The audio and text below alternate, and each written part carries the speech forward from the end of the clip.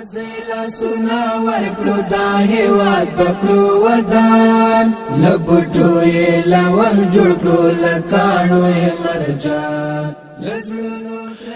د پوهنې له ډګره لنډ او کره خبرونه ورځ دوشنبه د 1445 قمري کال د ذوالقعدې میاشتې څلورمه. د پوهنې وزارت د ښوونې او روزنې معین الحاج مولوي سخا الله سعید او ورسره مل پلاوی ننګرهار ولایت ته د یو رسمي سفر پر مهال د یاد ولایت د مدارسو او ښوونځیو اداري او تدریسي کړنې وڅېړلې او د ښوونیز وضعیت د لا ښه والي په تړاو یې د پوهنې اړوندو مسؤلینو ته لازمې سپارښتنې وکړې. د پوهنې وزارت د کیفیت تضمین معین الحاج مولوي عبدالخالق صادق او ورسره مل پلاوی د یو رسمي سفر پر مهال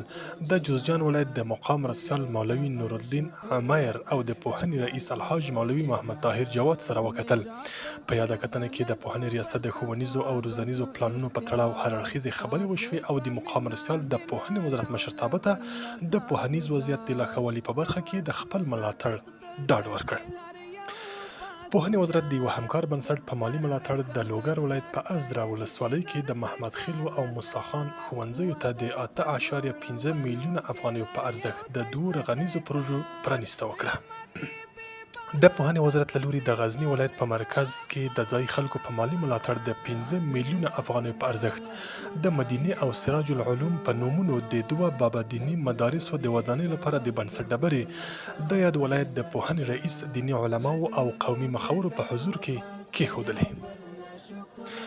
د لغمان ولایت د قرغیو ولسوالۍ اړوند د خالق آباد په سیمه کې د ځایي خلکو له لوري د 1,500,000 افغانیو په ارزښت 15 بسوي شخصي ځمکه د دارالعلوم اسلامیه العربیه دیني مدرسې ته وقف شوه. او د پوهنې وزارت له لوري د کونړ ولایت مرکز اړوند په کرهالي کلي کې د ښځینه‌و لپاره یو باب دیني مدرسه د یاد ولایت د پوهنې رئیس دیني علماو او قومي مخورو په حضور کې تأسیس کړه.